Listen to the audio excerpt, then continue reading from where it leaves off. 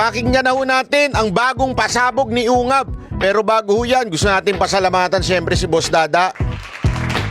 Pumunta po talaga siya dyan sa Davao upang interviewin ng personal ang ating congressman na nagpasabog ng kawalangyaan, kabastusan at katarantaduhan sa Kamara. Palakpakan po natin yan si Congressman Ungab. At ngayon nga po, di ba alam naman po natin, nahulog sila sa patibong na blanco. Noong una, dininay. Tapos, nung after i-deny, biglang umamin pero naghugas kamay yung Malacanang at sinabing, wala kami, kung may sisiman kayo, hindi kami yun. Oh. At dahil doon, walang choice, itong si running congresswoman. Bakit kanyo running congresswoman? Kasi tumatakbo siya dun sa kanyang artista ban eh. Itong si Congresswoman Kimbo ay umami na rin. O, di ba? Wala na silang choice. Wala na silang choice kung hindi umamin dahil nilaglag na po sila ng Malacanang patungkol dito. Sinabi ho ng Malacanang na hindi sila ang dapat sisihin dito at wala kaming pagkakamali dito. Sa madaling salita ho, parang sinabi ng Malacanang, oo, may mali, may blanco, pero hindi kami may kasalanan yan. Dahil yung dumating sa amin, hindi na blanco. Tama naman talaga ang Malacanang doon. Pero bago ho yun, yung BICAM report, may blanco. So ngayon, no choice na ho si Kimbo. Siyempre, siguro, tinuruan na siya nung kanyang among si speaker at sinabing, it's time for you to talk. Don't run to your artista ban. Ito, sabihin mo. So, ang sinabi naman niya, okay na yan. Alam na namin yan. Technical, technical staff na lang namin ang balang mag-fill up dyan. Ito ang problema, mga kababayan. Sumagot si Kimbo nang hindi nag-aaral. Di ba? Sumagot si Kimbo nang walang kaalam-alam. Yan tuloy, nasabon siya ng mga veteranong senador na tulad ni Senator Tito Soto at ni dating Senator Lacson na bawal po yun. Hindi pwede iba ang maglagay dyan. Even if kahit alam nyo na kung ilalagay dyan, ituturo nyo, hindi pwede yun. Dapat to kayo mismo. Dapat yung mismong komite, di ba, ang mag-aayos niya. Kaya nga kayo may BICAM eh. Tapos biglang kung ano ilalagay nyo dyan, pambihira naman kayo. Eto na nga, at dahil po dyan, eto na, si Attorney Vic at saka si Ungab ay nagdemanda sa Supreme Court. Pero wag ka, meron akong nalaman. Kaganina lang. Wag ka, may nalaman ako. Press na press mula sa bakery. May nalaman ako. Mamaya ako sasabihin sa inyo sa bandang gitna, bandang ending. Hindi ko alam, hindi ko maano, basta panoorin nyo hanggang buo tong video para maintindihan ninyo talaga. Ilalabas ko bigla, isisingit ko yung nalaman ko na yan. Di ba? Pero pakinggan muna natin si Ungab.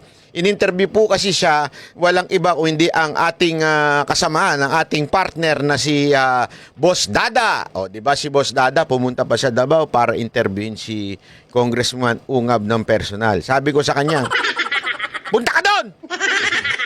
Laki-laki mong tao! Tulog ka ng tulog! Biro lang. Pinapunta ko si Ungab doon. Pinapunta ko si Boss Dada doon. Ayun, pumunta ka agad sa Colasas. Kasi favorite namin yung Colasas na yan eh. Diyan sa Davao, favorite namin. Pagdating doon, inuna muna ang pagkain bagong interview. At tapos, pumunta na ngayon siya para interviewin si Ungab. Masipag naman pala ito si Dada. Ito ha. Pera mo na ng interview mo. Pasensya na ha. Magandang gabi po, Congressman Ungab. Boses pa lang ni Boss Dada, pang romansa na, di ba? Maraming salamat po una sa lahat sa mga exposés ninyo at talaga namang malaki ang naitutulong nito sa ating bayan ngayon. Tanyo, nag-walkout yung pusa. Bakit? Natakot sa boses ni Boss Dada. Sabi, ang laki-laki mo pero yung boses mo napakalambing. Di bagay sa'yo. Gago! Talay. Alam niyo naman po, noong una po kayong nagsalita kasama po ni PRD ay nag-react po ang Malacanang. At sinabi po ng Malacanang na kayo daw po ay nagsisinungaling, attorney. So, ano po ang masasabi ninyo doon na ngayon lumalabas na sa mga interviews ng mga congressman na iba-iba po yung kanilang panig, pero just recently po si Congressman Kimbo ay umamin na po sa wakas patungkol po diyan sa mga blankong items sa BICAM. Good evening. Actually, let's first address yung comments ni E.S. Bersamin, no? Mataas yan. naman ang respeto natin sa kanya, naging Chief Justice yan. At saka, pero I think everybody knows, especially yung mga who were listening to that first podcast natin sa Basta Dabawin nyo, na we were very clear that what we mentioned there was blank items in the BICAM report. We never mentioned blank items in the GAA. So, Yan ang pinakamalinaw, di ba? Sinabi pinuint out kagad natin yan eh. BICAM report is different from GAA na pinirmahan ni Marcos. Kasi yung GAA, meron na dyan. Ang tanong, sino nga talaga nagsingit? Yun ang dapat nating hanapin. Yung culprit na yun, kung sino man yung animal, sino may putang inang yun na nagsingit dyan ng kung ano-anong numero.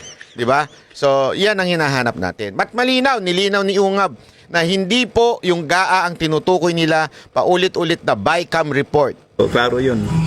So, we even made a rejoinder na what we said was blank items in the BICAM report.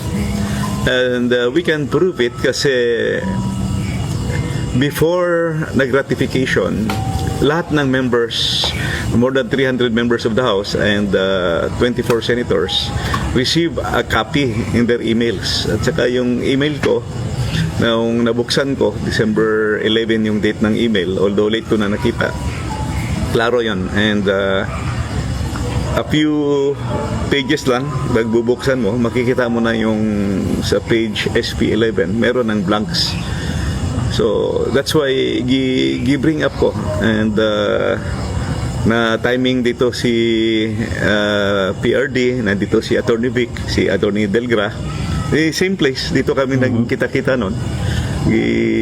Nung pinakita ko sa kanila, so everybody's shocked. Ako rin nung nakita ko sa email, sa aking pagbukas ko ng aking email, nung nakita ko yung BICAM report, I was also shocked kung bakit pinirmahan yung BICAM report na may mga blanco.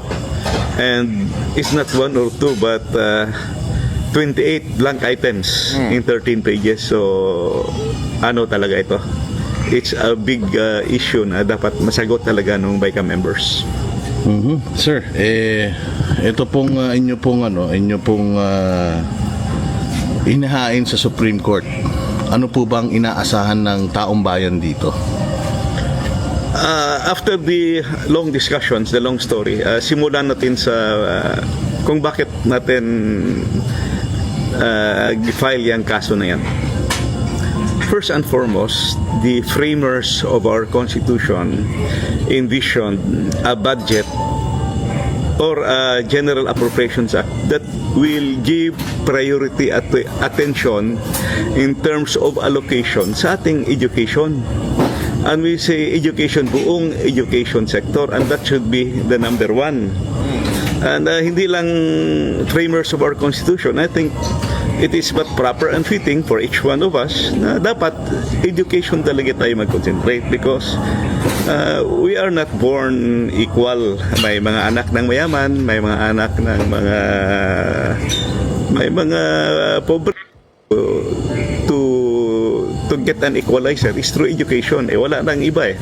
So mag-aral na mabuti, tapos through education, you might be able to learn how to improve our lives, improve our economic status. So it is only through education na pwede maging equalizer. And aside from that, on the Alam mo, sabi nga ni Congressman Ungab, kung bakit ba dinala yan sa Supreme Court. Kasi napaka-importante po eh.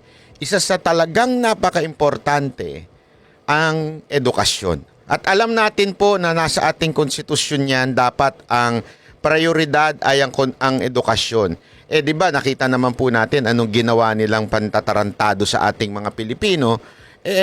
Kunwari edukasyon pero kung ano-anong inilagay doon na edukasyon sa militar, kung edukasyon kung saan-saan, 'di ba, sa kapulisan, doon isinama. Hindi ho 'yun eh. Ang dapat po in talagang edukasyon, 'di ba, sa importante lalong-lalo na sa sa pag-aaral sa ating mga kabataan. Importante, alam nyo ito mga kababayan, never aasenso ang bayan natin kung ginagawa nilang tanga ang mga Pilipino. Bakit kanyo? Dikit-dikit yan eh. Pag ikaw, wala kang edukasyon at hindi ka tinuruan mag-isip o di kaya hayaan maging mangmang hanggang lumaki ng lumaki, ang mangyayari sa bayan natin, boboto ng maling public official o maling kandidato. Bakit kanyo? Tanungin mo mga Pilipino ngayon. Ito lang simpleng-simple lang. Tanungin mo mga Pilipino ngayon. Bakit mo iboboto ito? Kasi artista ito. Di ba? May mga ganyan. Sikat ito. Di ba? Mga ganyan eh. Kasi kumanta ito. Kasi kilala namin ito. Yung iba, di namin kilala yan. Wala, sino ba yan? Hindi, di ba? Ang dapat is, pag tiningnan mo, ano ba nagawa nito kung sakaling dati na itong re-electionist ito? Ibig sabihin, dating naging government official, ano ba ginawa nito? Ano kaya ang gagawin niya? Ano ba ang gusto niyang gawin? Ano ba ang plano niya sa Pilipinas? Dapat ganun. Bakit hindi ho ganun ang attitude ng mga Pilipino? Kasi po, nananatiling mangmang ang karamihan po sa atin. Bakit po? Lack of education. Bakit to kanyo? Kasi napakahirap ng edukasyon. Aminin na ho natin, kahit ho ba may public school, marami ho dyan hindi ho nabibigyan ng pagkakataon. O di kaya, puno na. Maraming dahilan kung ba't hindi ho sila kasi tandaan ninyo, ang tao nabubuhay to survive. Tama, mali?